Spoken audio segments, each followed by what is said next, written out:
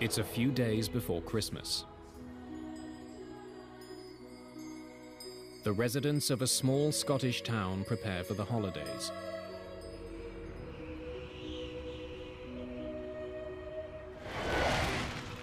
Danger is fast approaching.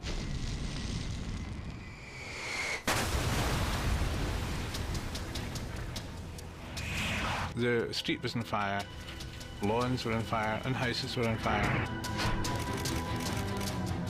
I had never seen anything like that. Christmas is just going to be remembered for all the wrong reasons. A devastating plane crash shatters a village and captures the attention of the world. It was one of the most significant terrorist attacks in history. The mystery is finally cracked by a piece of debris smaller than a fingertip.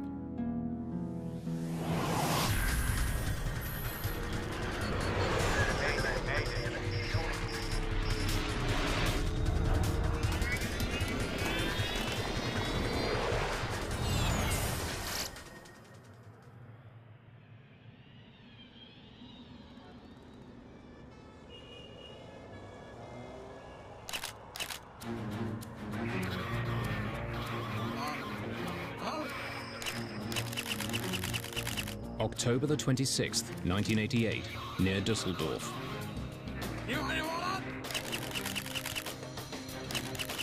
For weeks, German police have been following a group of suspected terrorists around the ancient town of Neuss. Today, they'll make their move.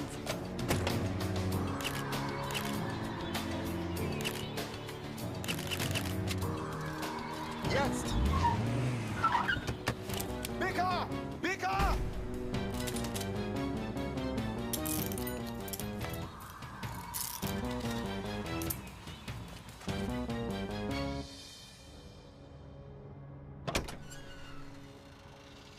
In the trunk of their car, police make an unusual discovery. Berühren Sie es nicht.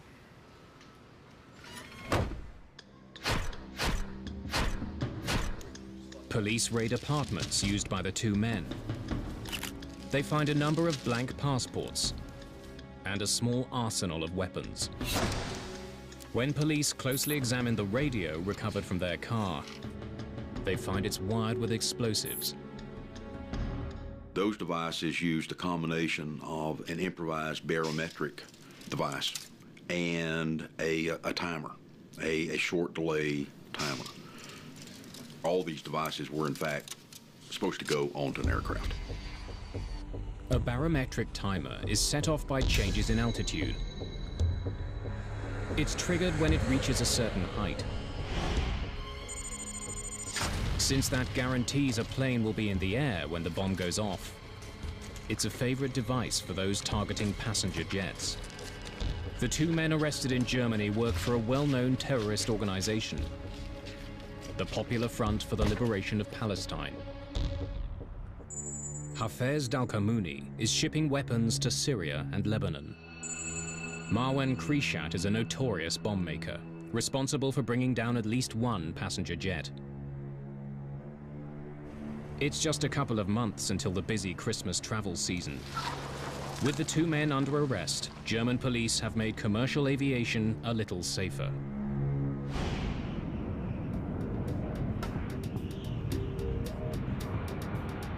Two months later, Pan Am Flight 103 is on its way from London to New York. The jet has just taken off from Heathrow Airport. There are 259 people on board. Most of the passengers are American. Charles McKee actually works for the US government. Khalid Jafar lives in Detroit and is returning home from a trip to Lebanon and Germany. The first part of the trip to the United States takes the plane northwest up over Scotland. The so-called Daventry departure is one of 6 preset routes that jets follow on their way out of Heathrow. Lockerbie is one of several small towns the plane will pass over. Tucked away in the Scottish lowlands, residents are barely aware that they live below a busy aerial highway.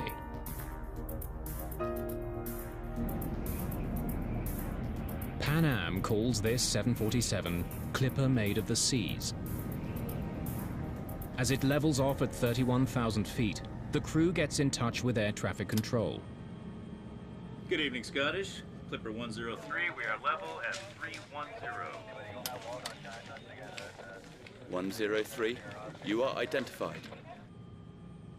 Captain James Macquarie is 55 years old. Like many passengers on this pre-holiday flight, he's heading home.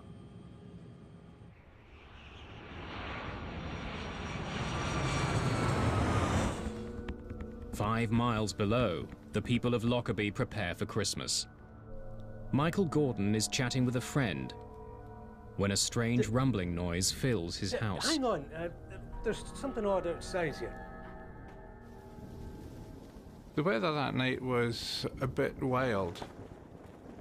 There was a fairly strong westerly wind, and I could hear it hitting the window in front of me. From my window I can see Lockerbie because my house sits up on the hill. And I heard this noise which was above the noise of the wind, and the noise sounded like thunder. And the noise got louder and louder. And I could hear the noise then got to the stage of being similar to a jet fighter. And at that time, we had a lot of military aircraft passing through the area. However, I saw dark objects, dark things falling from the sky. Against the lights of Lockerbie, I could see these black objects coming down.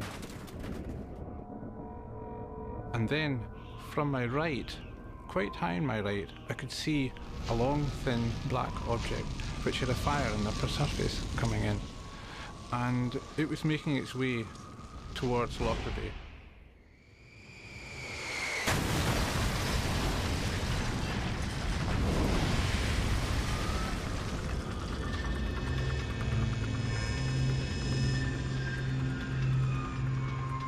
When it hit, there was the most horrendous explosion, and I could hear the tiles on the roof of my house lifting.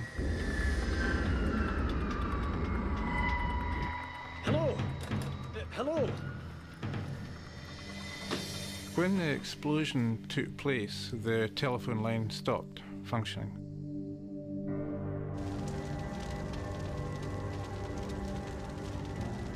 Lockerbie is burning. Enormous flames reach into the night sky. Michael Gordon races to the neighborhood that is hardest hit.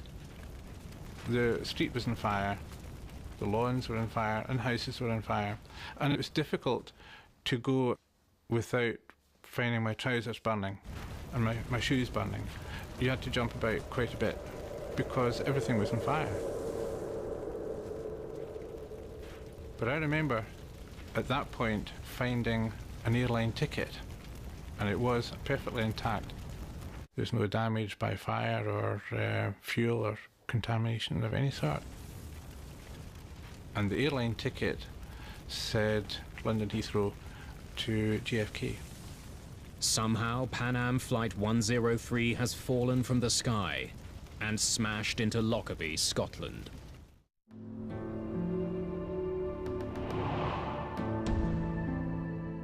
In the daylight, the full horror of the crash of Pan Am Flight 103 is obvious.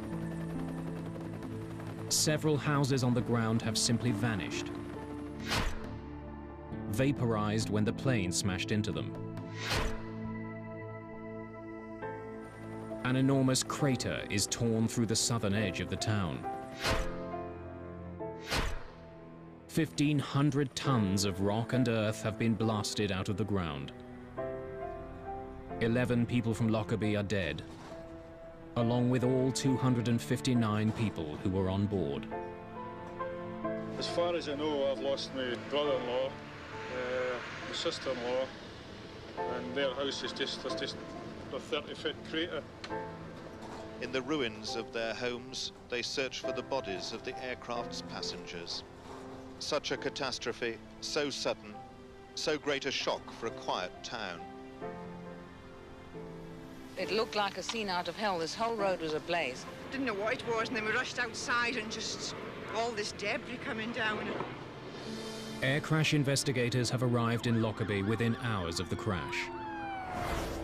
Mick Charles is the lead inspector for the British Air Accidents Investigation Branch, the AAIB. One of the first sites we went to was the site of the crater. That was still smelling very much of aviation fuel for a start, and scattered all around were bits of debris and in some cases human tissue as well. Charles quickly gathers his team to begin looking for clues. It was all heaving, it was happening, there were loads of people, and it was to some extent chaos. You'll be organised into groups, headed by an AAIB inspector. Does anyone have any questions? The sooner we start, the better. More than 1,000 police officers and 600 members of the military pour into Lockerbie. You always have this sense of wanting to get to grips with what it is. It was quite clear that whatever it was colossal.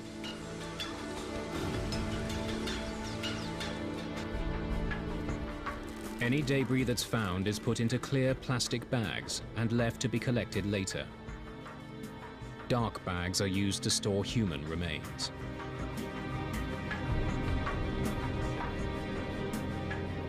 It's just days before Christmas, but the holiday spirit has been shattered.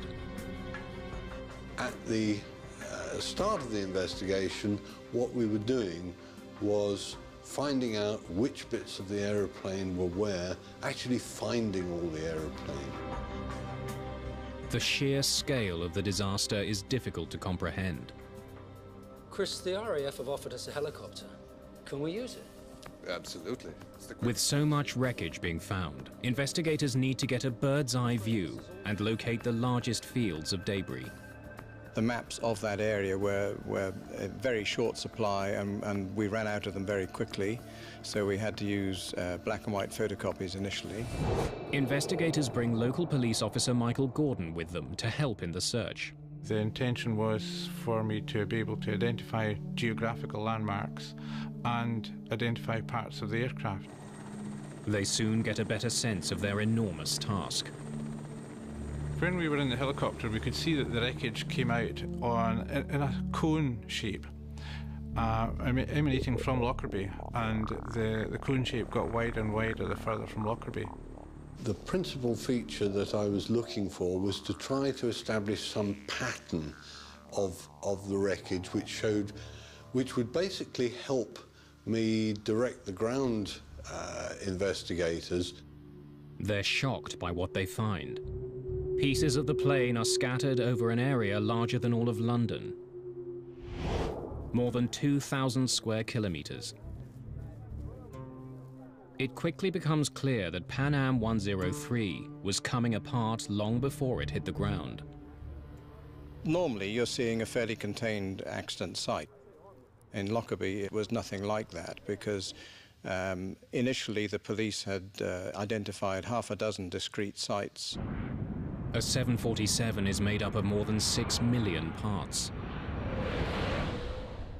In the mangled remains of the jet, investigators need to find the one that will tell them what happened.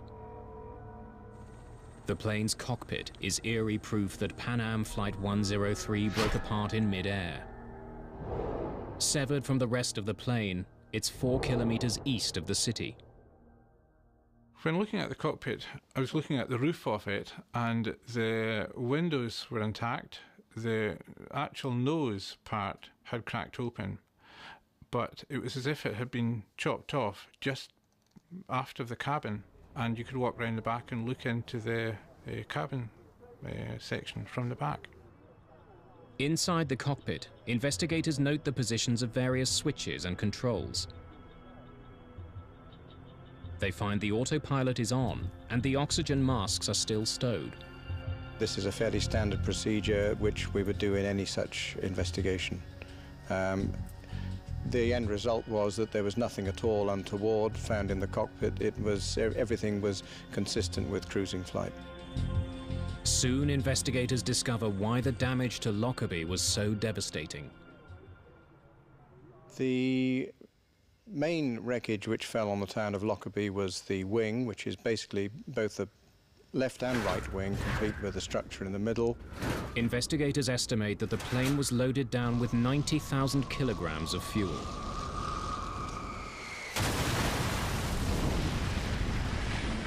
$150 tons, descending essentially vertically at up to about 500 knots speed, and there's an awful lot of energy in that.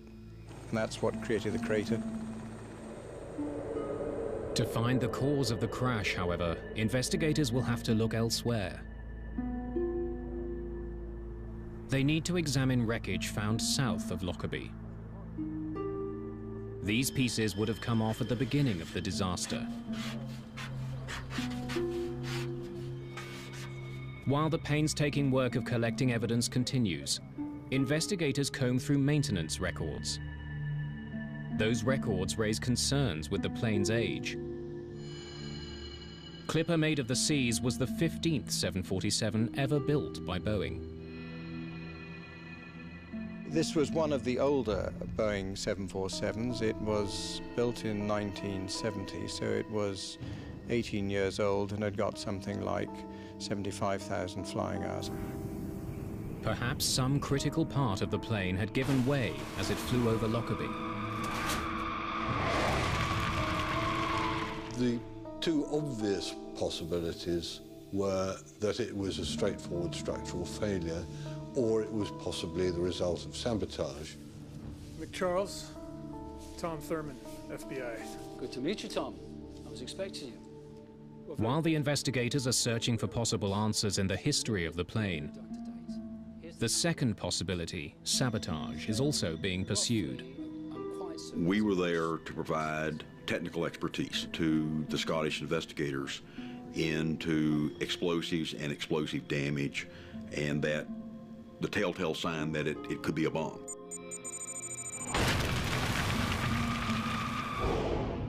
Just 2 years before Lockerbie, a bomb had brought down an Air India jet just off the Scottish coast. In that case, the plane and vital clues sunk deep to the bottom of the sea. But the wreckage of the Pan Am flight litters the Scottish lowlands. If it was a bomb, there's a chance that important evidence can be found. What kind of logistical effort is it going to take to find everything, and I mean everything, and bring it back to a location to be able to look at it and come to some conclusion? With the fragments that we found on the ground, we were picking those up. We were looking for blast damage on these pieces of metal. But until we found something that said it was a bomb, physical evidence, it was an accident.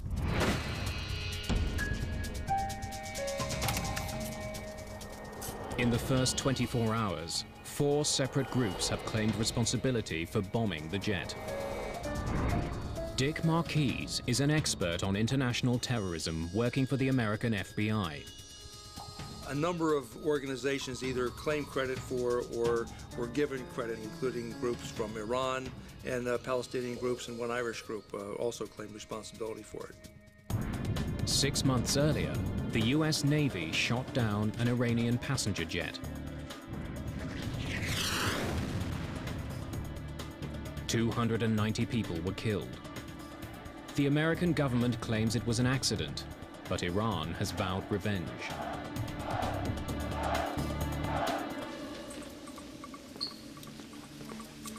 Other threats had been made in the weeks before the crash. The American embassy in Helsinki received an anonymous warning that a bomb would soon be put on a Pan Am flight leaving from Frankfurt. Officials eventually discounted the threat, but a notice was posted in American embassies. Many of the passengers who boarded Flight 103 had come from Frankfurt on a connecting flight. Right, excellent work, everyone. Then, on Christmas Eve, just 3 days after the crash of the plane, the investigation gets an enormous break. Everyone clear on what they need to do this evening? Terrific. Tom, can I see you? Absolutely.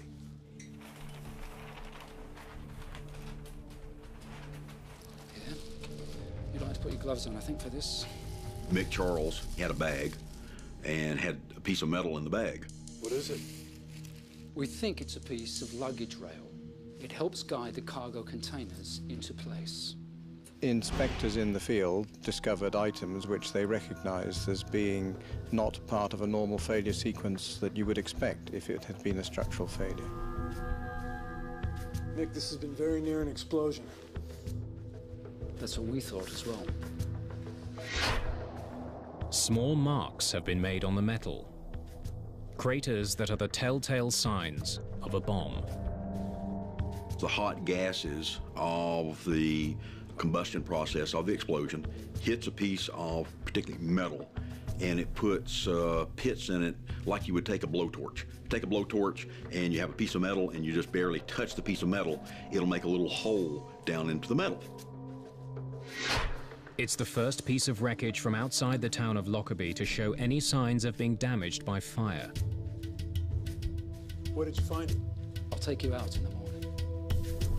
The Scottish countryside is about to become the largest crime scene in the world. It's Christmas Day 1988. But in Lockerbie, Scotland, people are still reeling from a devastating plane crash. Christmas is just going to be remembered for all the wrong reasons. It's just tragic for everybody. I'll never believe in God again. For air crash investigators, December the 25th is treated like any other day at work. That was, in my mind, the most distinguishing characteristic of Lockerbie. And although it was over Christmas, you just stay there and you do what you have to do. Investigators converge on a farmer's field outside of the town. Over here! Keep yelling! We can't see you! The weather had turned horrible. Foggy, kind of misting rain. You couldn't see 10 feet in front of you. And there was debris literally all over the place. Another piece of the baggage compartment rail has been found.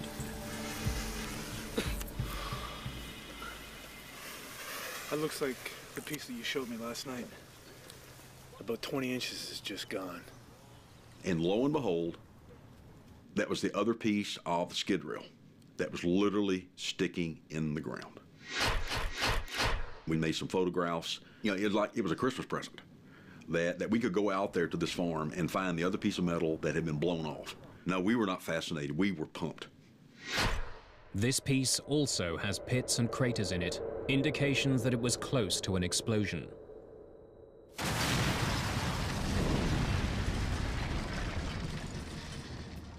The pieces of wreckage are part of the southern debris field, and near the beginning of it. The placement suggests they were some of the first parts to break off the plane. We were very suspicious that it was a bomb which had caused this destruction. But we were not prepared to say anything until we'd had those details confirmed by the forensic experts. A British forensics lab has made the critical link. Traces of two chemicals used to make plastic explosive are found on the debris recovered near Lockerbie. On December the 28th, just 7 days after the crash, investigators have their proof and announce it to the world. It has been established that two parts of the metal luggage pallet's framework show conclusive evidence of a detonating high explosive. The crash of Pan Am Flight 103 is now officially a crime. Our mandate with regard to Lockerbie was find out who did it and prove it. Because what we wanted to do is bring someone to justice and make them answer for killing 270 people. In Lockerbie, investigators from the AAIB continue to sort through the tons of tangled metal. We could, I suppose in theory, have just stopped, but we thought, we know it's a bomb, we have all of the wreckage over land, it's an ideal opportunity to recover it all and to understand it properly. We knew it was a small bomb, but we didn't understand the explosive processes. Investigators are particularly interested in the hull of the aircraft. They move pieces of it to a military hangar just outside of town.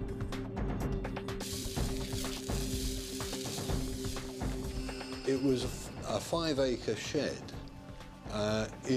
which was long enough that we could plan to lay the fuselage out, opened up like a clamshell, using the bottom centre line of the aircraft as our sort of core line.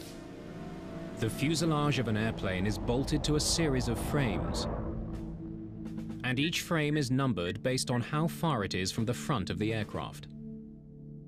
Before we laid out the wreckage two-dimensionally, we put lines and tapes on the floor to give us a grid, and this grid related to the geometry of the aeroplane. They begin to reassemble it like an enormous jigsaw puzzle. A lot of the structure bears characteristic shapes that you can say immediately, this looks like a door frame. A lot of stuff, it has unique part numbers which can help you identify small and fairly what you would call unidentifiable bits. As the work continues, more pieces of the plane are found that show telltale blast damage. Right, the location is 817204. When they gather the pieces that are near the front of the plane, investigators make a chilling discovery. This is where the bomb had started ripping the plane apart. It became apparent that there was an area of the aircraft in which the damage was really quite different from the rest. The fuselage in this section isn't torn, but blasted to pieces. The fuselage structure in the area of the explosion was blackened and sooted. The fractures were very rapid and jagged, unlike normal tearing fractures of skin. Frame 700 runs right round here. Not only do investigators now know it was a bomb, they know where it blasted through the fuselage of the plane. Just outside of the forward luggage compartment. Peter Claydon is responsible for reassembling the cargo containers that were directly behind the shatter zone. The main goal I had was to identify the baggage container that contained the device. We had maybe 20 baggage containers of a similar construction. So it's like having 20 jigsaw puzzles all mixed up. The investigators concentrate on the cargo containers that were found in the southern debris field, wreckage that was ejected shortly after the explosion.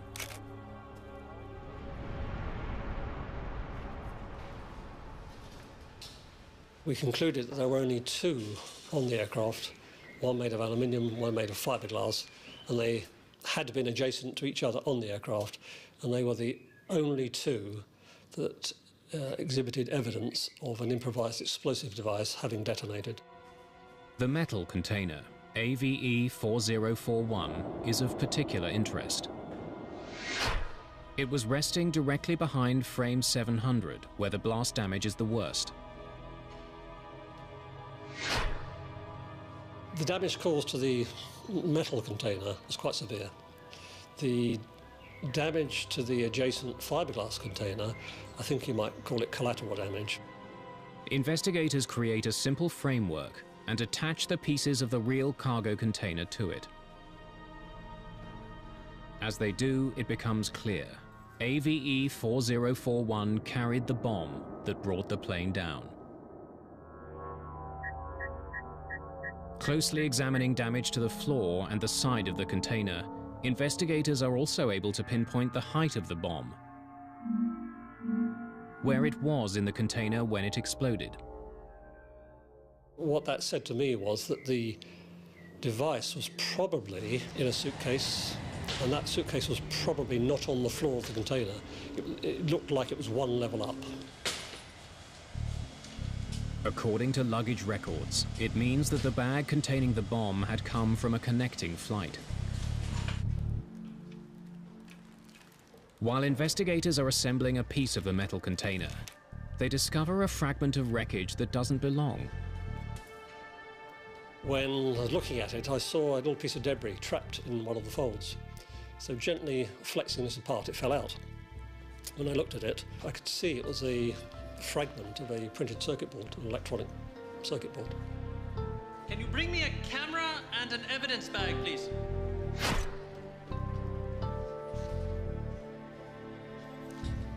Let's get this to the lab. I didn't know whether it was a bomb part of the airplane really or what. It could have been somebody's shaver, for all I know. Eventually, forensic experts in Britain determined that the circuit board was a piece of a specific brand of radio. News of the discovery makes its way to Washington. It reaches Tom Thurman, who's returned to his office there. And lo and behold, an identification was made into a Toshiba SF-16 radio. And ironically enough, the name on the side of that radio, just as a brand name, I guess, was called a bomb beat radio.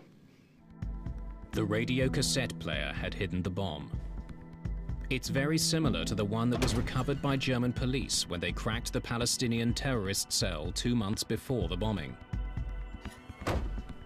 Had German police somehow missed something? Had a bomb made here been used on the Pan Am flight?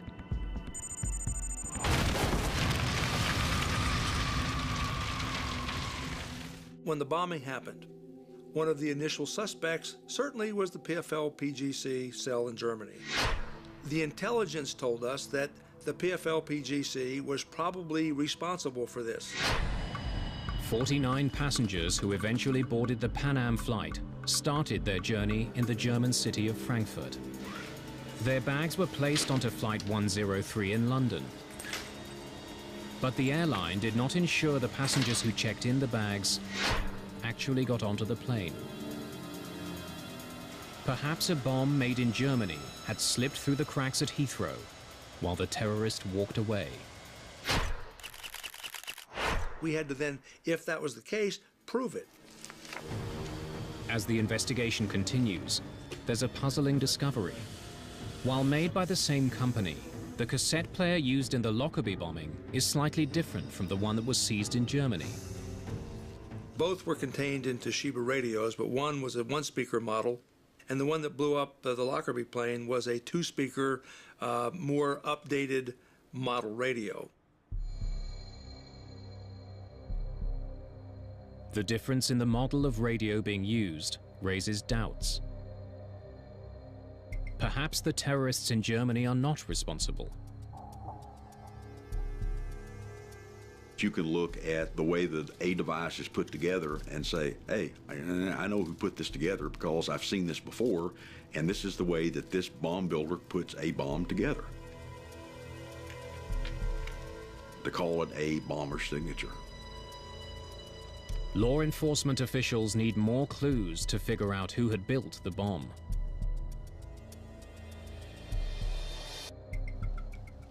Perhaps the suitcase it was packed in can provide those clues. Studying small pieces of wreckage, British forensic experts find that the suitcase was a hard-sided Samsonite 4000. Samsonite made only a few thousand of these suitcases and sold all of them in the Middle East. Several pieces of clothing have also been identified that were very close to the explosion, likely in the suitcase that concealed the bomb. Most of these clothes were made by a single manufacturer and were only sold on the tiny island of Malta. So Malta became the focus of the investigation because of the manufacture and eventually distribution of some of the clothing that was found at Lockerbie. Investigators find the shop in Malta where the clothes were sold. The owner gives them another clue. The key thing that he told us was the person had a Libyan accent, something we didn't really have evidence yet that tied Libya to the bombing. It was just 2 weeks before the attack on the Pan Am flight. In 1988, Libya was reeling from a number of confrontations with the American military. economic sanctions had been imposed. The country was isolated, and its leader, Muammar Gaddafi, aggressively anti-American. Perhaps the bombing of the Pan Am flight was an attack by Libya against the United States. Poring through baggage records for the Pan Am flight, police discover one piece of luggage that had been carried from Malta to Frankfurt earlier that day.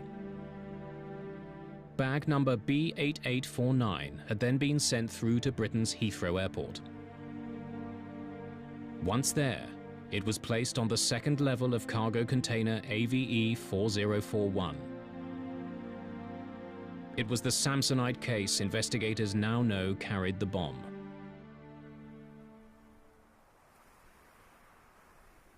More than a year after the crash, a new discovery in Lockerbie helped simplify the confusing series of clues. Forensic experts discover another circuit board from among the clothes that came from Malta. It doesn't come from that circuit board that was in the SF-16 radio. And this circuit board is half the size of your thumbnail. A photo of the circuit board is sent to Tom Thurman. He believes it could be a piece of the timer from the bomb. I spent months literally looking through all of the files of the FBI on other examinations that we had conducted over many, many, many years. The FBI has photos of timers used to detonate bombs around the world. But Thurman can't find any that match the piece found at Lockerbie. Nope. Next. After a period, I ran out of leads. And at that point, decided, okay, now we need to go outside the physical FBI laboratory. Thurman eventually takes the photo of the circuit to the Central Intelligence Agency. I called a contact of mine and I said, I need to bring something over for you to look at.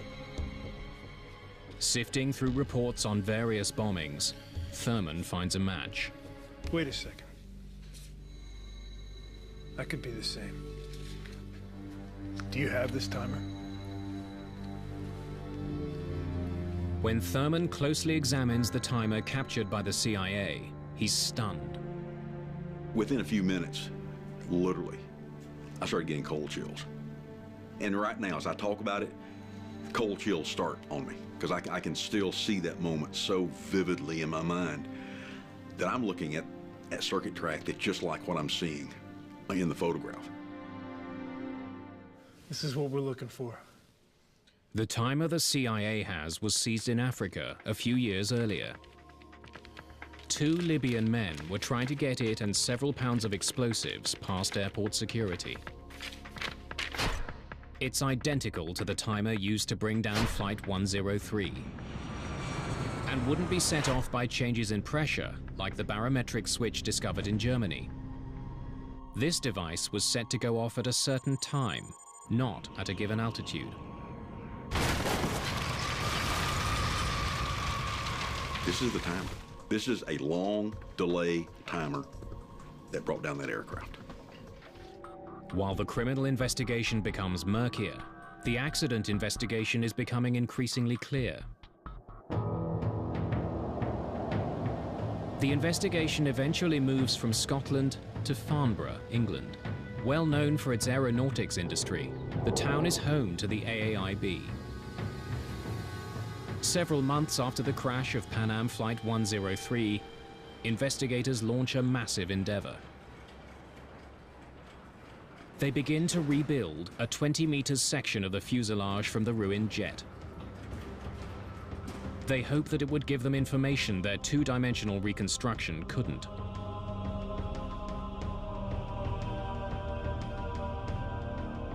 They can see that the explosion tore a 1.5 by 5 meter hole in the side of the plane. Chris Prothero is a senior inspector of air accidents at the AAIB. What was very difficult to understand was the fact that this area of direct damage was effectively a pinprick in relation to the size of the aircraft as a whole, and it was very difficult to understand how this pinprick of damage had resulted in such a comprehensive destruction of the aircraft. The bomb that brought the plane down had less than ½ kilogram of explosive. Yet its destructive power was immense. Investigators want to learn more about how shock waves behave inside a jet. It's rather like a freeze frame on a video footage. If you can capture that point as the thing is coming apart, it tells you a great deal about the way it's coming apart.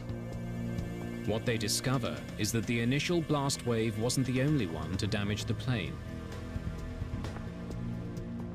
A large section of the ceiling of the aircraft has been pushed up with so much force that the rivets connecting it to the plane's frame popped.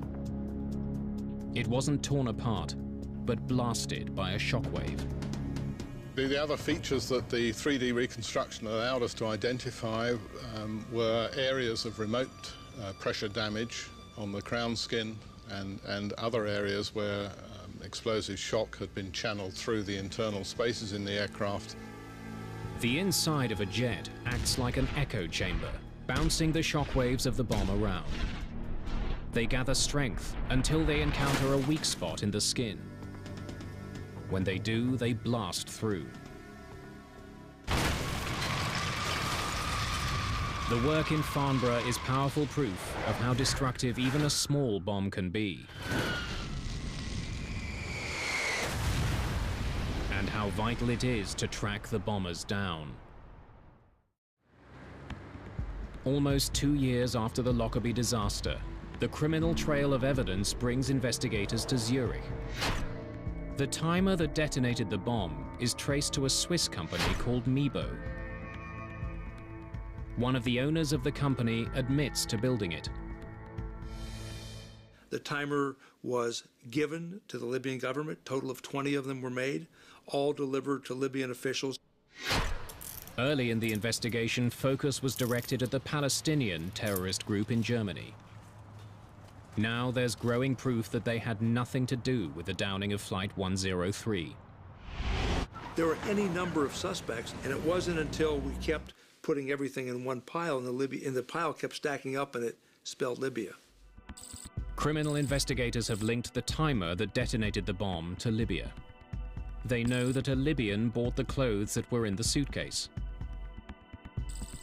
And they know that Libya has a recent history of military confrontation with America.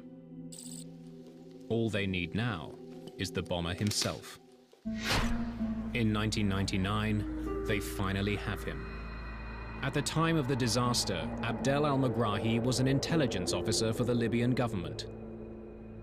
He's arrested and charged. He was a high-ranking Libyan official. He certainly could have access to whatever he wanted. Our investigation determined that Megrahi also had a front company at Mebo. He had been there many times. He certainly knew each other. When you start to see all the connections and these things just start fitting together, it made it easier to accept our evidence. In 2001, Scottish judges sentenced him to life for the murder of 270 people. 2 years later, the government of Libya officially accepts responsibility for the bombing and pays $2.7 billion to the families involved. Anger is also aimed at Pan Am for the role it played in the disaster. A Scottish inquiry points a finger at the company. The passenger who checked the bomb onto Flight 103 did not get on board. It's a fact that Pan Am could have discovered had it been following proper procedures. One of the things we discovered when we looked into the bombing of Pan Am Flight 103 was that there were several bags on that plane that did not correspond to passengers. One of the changes that came about as a result of the Air India bombing was that airlines were forced to make sure no bag was put on a plane without a passenger accompanying it. It's called passenger baggage reconciliation. Without proper notification, Pan Am had stopped matching passengers and baggage at Heathrow Airport. So that rule that said that all passengers and luggage have to be matched was not followed. The company was eventually found guilty of willful misconduct.